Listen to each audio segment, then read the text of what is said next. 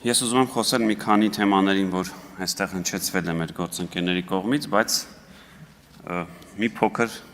խնդրանք ասեմ, թե առաջարկ ասեմ, հարգելի գործընկերներ, երբ խոսեք պարոն Կարապետյանի բարեգործություններից, խնդրում եմ մի փոքր ուշադիր եղեք։ Շատ լավ է, որ ձեզանից մի փոքր ավելի փորձառու գուցե գործընկերը ուղում արեց, որովհետև հասկանալի պատճառներով ձեր առաջնորդը նաև այլ բիզնես գործունեություն տեսակներ ունի եւ այն հայտարարությունները, որոնք որ դուք անում եք, կարող է իսկապես վնասել եւ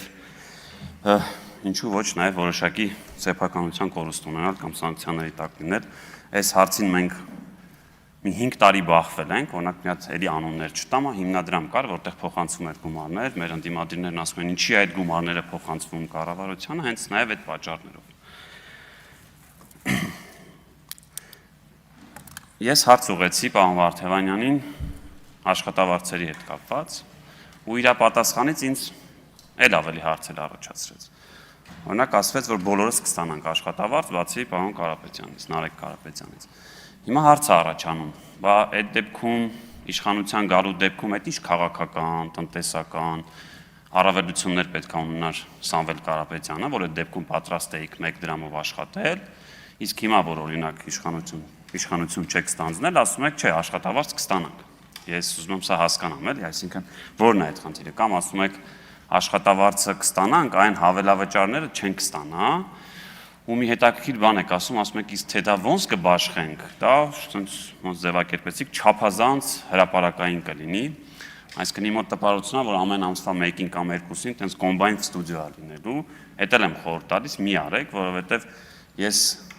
էլի կսկսեմ այն շարքը, թե օրինակ 4 միլիարդով ինչեր կարելի անել եւ չնամ, այսինքն մի տարբերակեք մեզ եւ ձեզ նրա համար, որ ինչ որ մեկը շատ գումար ունի կամ ինչ որ մեկը չունի։ Կամ որ անհասկանալի ինչի պետքա բոլորը ստանաք, պարոն Կարապետյանը չստանա, որ մի քիչ շատ փող ունի, պարոն Ղազինյանի հայտարարագիրը տեսել եք, օրինակ կարամ ելույթս ավարտեմ, գնանք նոտար, այն ինչը որ գրած է, դուք նոտարով ինձ նվեր տվեք, ես էլ եմ խոստանում 5 տարի ոչ մի բան չեմ ստանա։ Անկեղծ չեմ հասկանում, էլ է տարբերակումը որն է։ Մենք այստեղ ունեցել ենք գործընկեր, պարոն Կարապետյան, որ ձեզանից մի 10 անգամ առնվազն շատ փող է ունեցել։ Ոչ մեկ չի իմացել մեր խմբակցությունից, թե այդ մարդը իր հավելավճարը կամ աշխատավարձը ինչ է արել։ Նախ չի իմացել նաև նրա համար այդ մարդը ոնց որ հարգանք է դրսևորել իր գործընկերի նկատմամբ։ Ես տեսել եմ, որտեղ մի անգամ լսել եմ, թե ինչպես է իր օգնականին ուղիղ հրահանգում, ասում է որևէ տեղ չասես, թե ես ինչ եմ անում, եթե ուղիղ որևէ լրատվական չհարցնի, որովհետև չի ուզեցել որոշակիորեն այդ թվում իր քաղաքական թիմին որոշակի, այսպես ասած, անհարմարության մեջ դնի։ Եվ եթե ավելի հեռուն գնամ, ես կարծում եմ դուք պետք է ստանաք այդ աշխատավարձը, որովհետև կներեք ես մի քանի տարի, արդեն մոտ 8 տարի այստեղ եմ, շատ հազվադեպ է լինում, որ ընդդիմադիր խմբակցության առաջնորդը կամ ղեկավարը խմբակցության ինքը ամեն օր գալիս է նստում է նիստերին, այսինքն եկեք տարանջատենք ձեր անձնական ունեցվածքը եւ ձեր աշխատավարձը, որ այստեղ գալիս է։ Ու բացի այդ, լավ, եթե ինչ որ մի պահ ասենք, ասեցի նաև նախորդ ելույթներումս, որ ասենք այս տնտեսական ակտիվությունը sense բարեհաջող էլի ընթանա, ինչ որ մի պահի, որ այդ հավելավճարները, որը էլի օրենսդրության մեր աշխատավարձի մաս է, դառնա աշխատավարձ։ Այդ դեպքում ինչ ենք անելու, հաշվանցում եք անելու, որոշելու եք այն պահին, որ եկել եք ինչքան էր աշխատավարձը այդքան տալու։ Խնդրում եմ, եկեք գիտակցենք, որ սա նաև հարգանք է որոշակի մեր ինստիտուտի նկատմամբ, ու այն առաջարկը սումոր չի անում, պարոն Ղազինյան, եթե գնանք ինձ նվեր տակ, ես էլ աշխատավարձ չեմ ստանա։ Չգիտեմ, են դեսպանատան համարներով ռուսական մեքենան մնացել է թե չէ, բայց դա էլ դեմ չի լինի, եթե տակ ինձ, դա էլ կքշեի։ Հաջորդը, որ էլի գալիս ենք, ասում ենք, տեսեք, լեգիտիմություն, որ խոսվում է լեգիտիմություն, այդ նորմալ է ինչ-որ միտեղ, որտեղ լեգիտիմությունը կփաստեք, որ ինքը պարտադիր չի, որ իրավունքի հետ որոշակի խնդիր ունենա։ Կարող ամբողջը օրինական լինի, բայց լեգիտիմության որոշակի խնդիր ունենա։ Եթե գանք այստեղ ասենք, որ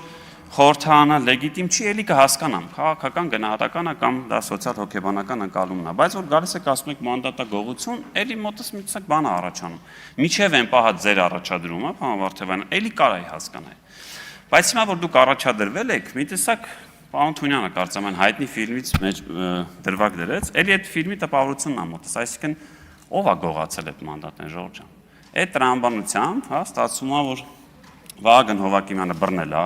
Սահմանադրական դատանը մորթել է, կերել են Հայաստան դաշինքը, ուժեղ Հայաստանը եւ քաղաքացիական պայման։ Ձեր ընտրության դեպքում էլ հաշիվն էլ դուք եք փակելու։ Այնպես որ եկեք ամեն անգամ որ կասեք մանդատագողություն 60000, ես ուղիղ մատնացույց կանեմ, որ այդ մանդատները նաև ձեզ է բաժին հասել։ Եվ քանի որ կոմբայնից խոսվեց Անդրանիկ Գևորգյան, պարոն Գևորգյան, բարեգործությունը արգելված չի։ Հիմա էլ ինչ որ մեկը, որ օրինակ որևէ քաղաքական ուժի հետ կապ չունի, կամ ունի, բայց չի մասնակցելու ընտրության, ինքը կարա կոմբայն նվիրի։ Հենց օրենսդիրը դա է դրել, այսինքն եթե դու այդ կոմբայնը տալիս ես ոչ թե նրա համար, որ հետագայում որոշակի քաղաքական, ընտրական առավելություն ունենաս որևէ մեկի նկատմամբ, այդտեղ արգելք է դրած, ասում եմ դու չես կարող անել։ Որ պահին, որ ուժեղ Հայաստան կուսակցությունը հայտարարի, որ ձեր նշած համայնքներում ինքը չի մասնակցելու ընտրության, դուք հենց այս պահին, որ ասում եք հրապարակում կանգնած այդ կոմբայնները, կարող եք տանել եւ նվիրել։ Որևէ արգելք չկա։ Եկեք հայտարարեք, որ չեք մասնակցելու, գնացեք նվիրեք։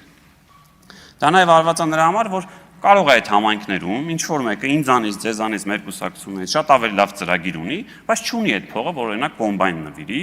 եւ գնա ընտրողների մոտ մրցի իր քաղաքական, գաղափարական տեսանկյունից։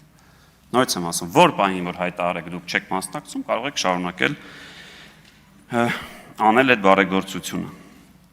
Եվ պարոն Վարդևանյան, դուք